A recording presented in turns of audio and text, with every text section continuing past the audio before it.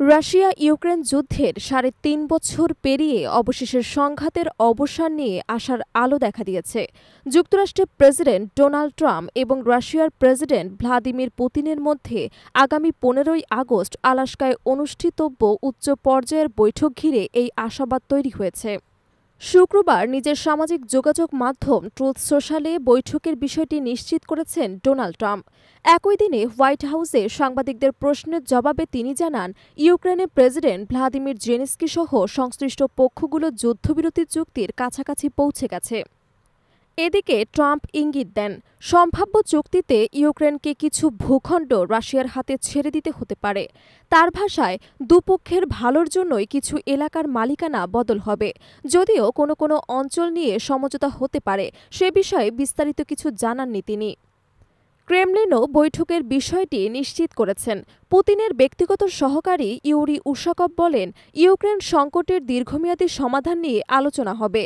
কিছু চ্যালেঞ্জ থাকলেও রাশিয়া গঠনমূলকভাবে আলোচনায় অংশ নেবে। ইউক্রেনের প্রেসিডেন্ট জেলেনস্কিও শুক্রবার সন্ধ্যায় জাতির উদ্দেশ্যে ভাষণে বৈঠক প্রসঙ্গে বক্তব্য দেন।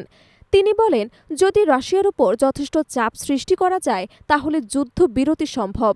এদিকে জেলেনস্কি জানান, ইতোমধ্যেই ১ ডজনের বেশি দেশের নেতার সঙ্গে কথা বলেছেন এবং যুক্তরাষ্ট্রের সঙ্গে নিয়মিত যোগাযোগ রাখছেন।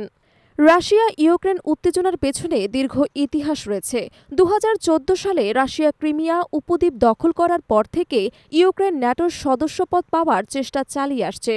অপরদিকে রাশিয়া ক্রিমিয়াকে নিজেদের ভূখণ্ড হিসেবে আন্তর্জাতিক স্বীকৃতি দাবি করে আসছে।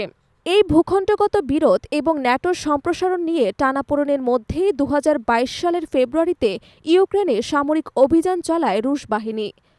তখন থেকে সংঘাত তীব্র আকার ধারণ করে।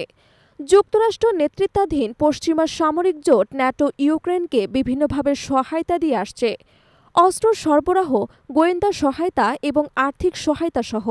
ট্রাম্প দ্বিতীয় মেয়াদে হোয়াইট হাউসে ফেরার পর থেকেই এই যুদ্ধ বন্ধের চেষ্টা শুরু করেন। পুতিনের সঙ্গে একাধিকবার টেলিফোনে কথা বলেন, তবে সরাসরি বৈঠক হতে যাচ্ছে এবারই প্রথম, যা ২০১৯ সালের পর দুই নেতার মধ্যে এই প্রথম মুখোমুখি সাক্ষাৎ। যুদ্ধ শুরুর পর থেকে উভয় পক্ষই ব্যাপক ক্ষয়ক্ষতির সম্মুখীন হয়েছে। ইউক্রেনের বহু শহর ধ্বংস হয়েছে, লক্ষাধিক মানুষ বাস্তুচ্যুত হয়েছে এবং আন্তর্জাতিক খাদ্য এবং জ্বালানি বাজারে অস্থিরতা তৈরি হয়েছে। রাশিয়া পশ্চিমা নিষেধাজ্ঞার চাপে রয়েছে, আর ইউক্রেন নির্ভর করছে বিদেশি সহায়তার ওপর। বিশ্লেষকরা মনে করছেন, যদি এই বৈঠকে যুদ্ধবিরতির চুক্তি হয় তবে এটি হবে সাম্প্রতিক সময়ের সবচেয়ে গুরুত্বপূর্ণ ভূ রাজনৈতিক অগ্রগতি। তবে চুক্তি বাস্তবায়নের পথ সহজ হবে না, কারণ ভূখণ্ড হস্তান্তর, নিরাপত্তা নিশ্চয়তা এবং ন্যাটোর ভূমিকা সহ নানা জটিল ইস্যুর সমাধান করতে হবে। আগামী ১৫ই আগস্ট আলাস্কার এই বৈঠক তাই কেবল রাশিয়া ইউক্রেন নয়, গোটা বিশ্বের নজরে। যুদ্ধের অবসান হলে তা ইউরোপের নিরাপত্তা, বিশ্ব অর্থনীতি এবং আন্তর্জাতিক কূটনীতিতে বড় প্রভাব ফেলতে পারে।